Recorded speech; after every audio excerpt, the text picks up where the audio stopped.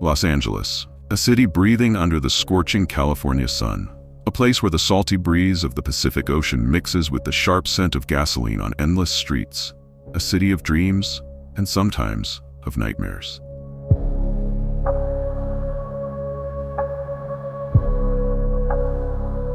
If you wander the streets of downtown early in the morning, you'll hear birds calling above the towering buildings, blending with the distant growl of trucks passing by.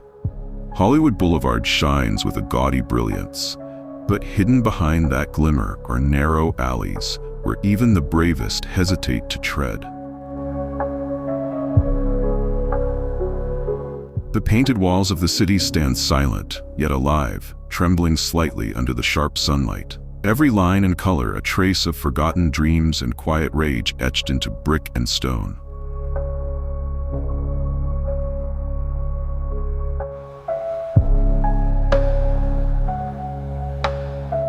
Rows of old villas come into view, wooden windows, weathered rooftops, and trees wilting under the heavy heat.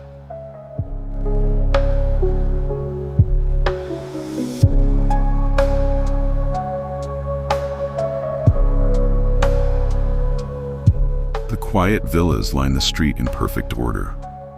Wooden windows, weathered rooftops, and tired trees stand in silence, untouched by the passing of time, quietly observing the world around them. And in the heart of this restless city stands an old, worn building.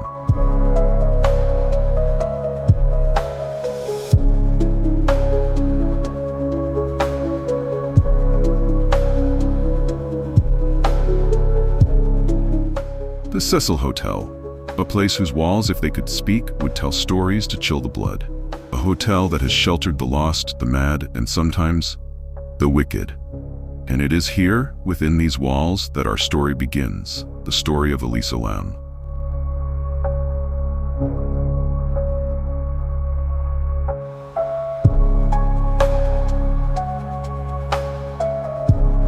Elisa Lam, a 21-year-old student from Vancouver, Canada, quiet, reserved, with dark hair and a shy smile, decided in January 2013 to embark on a solo trip across the United States. She wanted to discover the world, to find herself, to break free from the binds of her everyday life.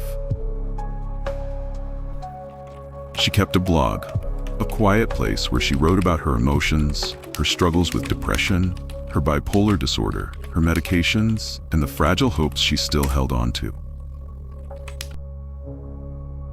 Elisa first visited San Diego. She posted bright photos from the zoo, snapshots of a young woman smiling softly among the animals.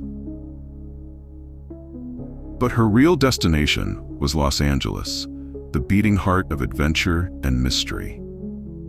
She booked a room at the Cecil Hotel, a cheap central spot in the city. Yet something about the Cecil didn't sit right with Elisa. Within her first days there, guests began to complain about her strange behavior, how she would suddenly enter others' rooms or speak in disjointed, confusing sentences. Management decided to move her to a private room. And then, without warning, Elisa vanished. No trace. Her belongings remained, laptop, wallet, clothes, all left untouched in her room. The LAPD launched an investigation. They scoured the hotel, from the dusty, forgotten rooms to the damp, dark basements, even bringing in sniffer dogs.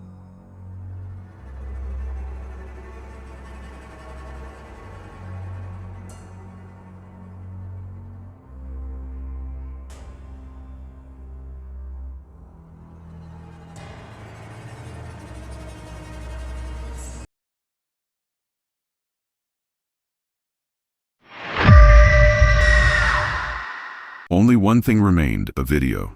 A grainy surveillance tape captured in one of the hotel's elevators. In the footage, Elisa steps inside, wearing a loose jacket and moving strangely. She presses several buttons at once. She peeks outside nervously, as if expecting someone or something.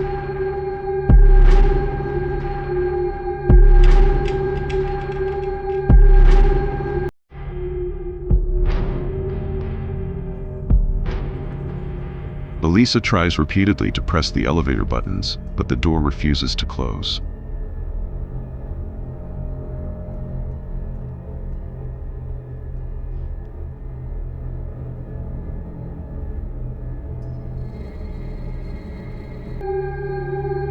Elisa moves her hands in a way that looks as if she's speaking to an invisible force.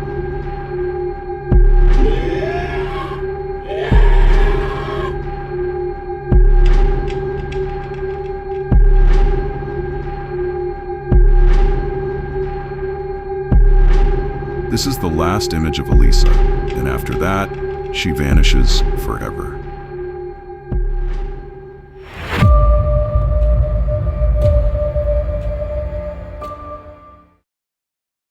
Days turned into weeks. No one had heard from Elisa. It was as if she had vanished completely. Guests began complaining of low water pressure, strange tastes, dark colors leaking from the hotel's taps. Finally, a maintenance worker climbed to the rooftop, where 4 large water tanks stood. One hatch was found ajar. Inside, floating in the murky, cold water, was the lifeless body of Elisa Lam.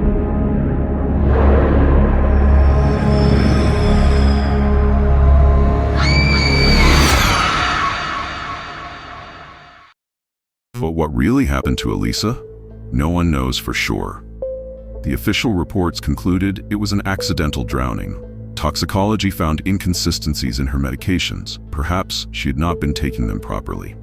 Bipolar disorder, they said, could explain her erratic behavior and a tragic accidental fall. But the unanswered questions remain. How did she reach the rooftop when all access points were locked and alarmed? How did she open a heavy metal tank lid on her own? Why did the elevator act so strangely? And above all, what or who terrified Elisa so much that night? Some said she had fallen victim to a demonic force. The Cecil Hotel carried a terrifying legacy. Murders, suicides, and even the stay of serial killers like Richard Ramirez within its walls. Others believed Elisa was the victim of another human being, perhaps one of the hotel's dangerous long-term residents. And then, there were those who spoke of stranger theories, secret psychological experiments, spiritual possession, or even an encounter with beings from another world. Elisa Lam, the girl who left home seeking wonder, became a mystery herself, one that lingers in every dim corridor and shadowed corner. And the Cecil Hotel remains standing, like a wound upon the restless heart of Los Angeles, whispering the secrets it will never give up.